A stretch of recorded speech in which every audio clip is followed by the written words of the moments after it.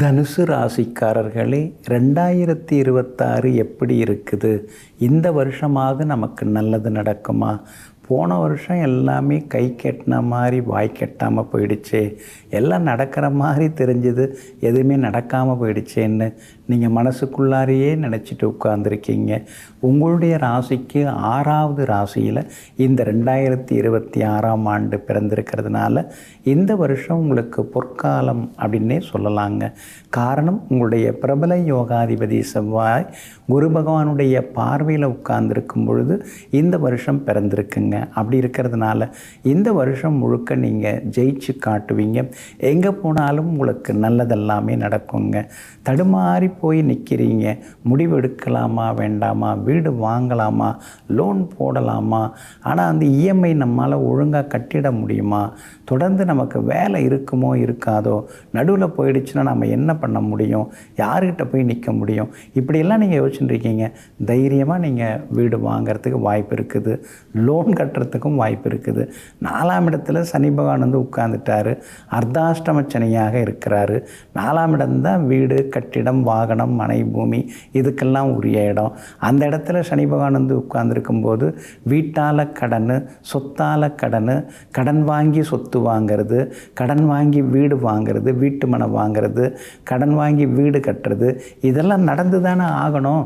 அப்போ எப்படியோ ஒரு வகையில் கடன் தான், அது சுப கடனாகவே மாற்றிருங்க. சுப விரயமாக அதை நீங்கள் மாற்றிட்டீங்கன்னா அதுதாங்க விதியை மதியால் வெல்லக்கூடிய சூட்சுமங்க. அதே மாதிரி இந்த வருஷம் முழுக்க, அதான் நவம்பர் மாதம் வரைக்குமே ராகு உங்களுக்கு தைரியஸ்தானத்தில் உட்கார்ந்துருக்கிறாரு. அப்படி இருக்கிறதுனால எதுவாக இருந்தாலும் நம்மால் முடியும் அப்படிங்கிற எண்ணங்களும் நம்பிக்கையும் இந்த வருஷத்தில் உங்களுக்கு வர ஆரம்பிக்கும்.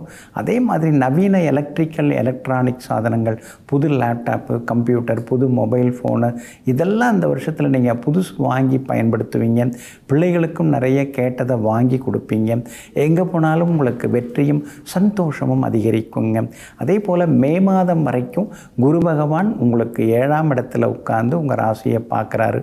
அதனால் மே மாதம் வரைக்குமே திடீர் செல்வாக்கு, பணவரவு, திடீர் பணவரவு எல்லாமே கொடுக்குங்க. அதுக்கு அடுத்ததாக 8வது வீட்டுக்கு போகிறாரு. ஜூன் மாதத்திலிருந்து அக்டோபர் 14ஆம் தேதி வரைக்குமே 8வது வீட்டுக்கு போகிறாரு. 8வது வீட்டுக்கு போனாலும் உங்களுடைய ராசிநாதன் குரு பகவான் உச்சமாகி உட்கார்ந்துருக்கிறதுனால நல்லது நடக்கும். அதே மாதிரி திடீர் பணவரவும் அந்த காலகட்டத்தில் உண்டு. சிலருக்கு வெளிமாநிலம், வெளிநாடு போய் வேலைக்கு சேர்ந்து நல்ல வேலைக்கு உட்காரத்துக்கான வாய்ப்புகளும் இருக்குது. வெளிநாடு போகிறதுக்கு வீசாவும் கிடைக்குங்க. அக்டோபர் 14லேருந்து டிசம்பர் வரைக்கும் உள்ள காலகட்டத்தில் திடீர் பண வரவு உண்டு, செல்வாக்கு உண்டு. திருமணம் தள்ளி போனவங்களுக்கு திருமணம் முடியும். குழந்தை பாக்கியம் அந்த காலகட்டத்தில் நிச்சயமாக எதிர்பார்க்கலாங்க. உங்களுடைய தனுசு ராசிக்கு இந்த 2026ஆம் ஆண்டு திடீர் யோகங்களை அள்ளி கொடுக்கும். வியாபாரத்தில் போன வருஷம்லாம் நிறையா அனுபவப்பட்டீங்க, ஆனால் இந்த வருஷத்தில் அனுபவமே கிடையாது. அந்த அனுபவம்லாம் தாண்டி வந்தாச்சு, எல்லா அனுபவத்தையும் பார்த்தாச்சு. அதனால் திடீர் லாபம் உண்டு.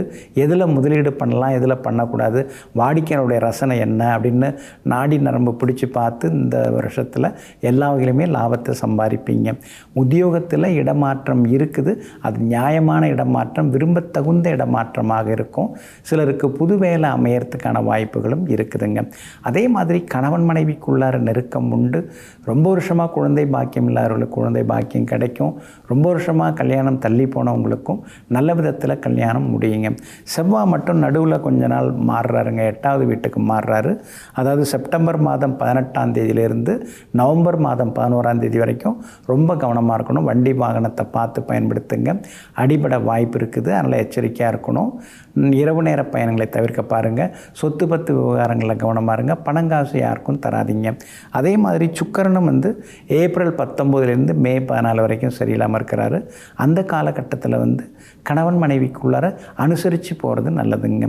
இந்த வருடம் 2026ஆம் வருடம் முழுக்க முழுக்க உங்களுக்கு சந்தோஷத்தையும் வெற்றியையும் பணவரவையும் தருவதற்கு அருள்மிகு கருக்கினில் அமர்ந்தவள் திருக்கோவில் அங்கே போயிட்டு வாங்க.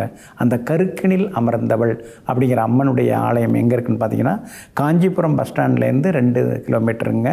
அதான் வந்து பிள்ளையார் பாளையம் அப்படிங்கிற இடத்துல இந்த கோவில் அமைஞ்சிருக்கு. அங்கே மறக்காமல் போய் அம்பாளை தரிசனம் பண்ணிட்டு வாங்க.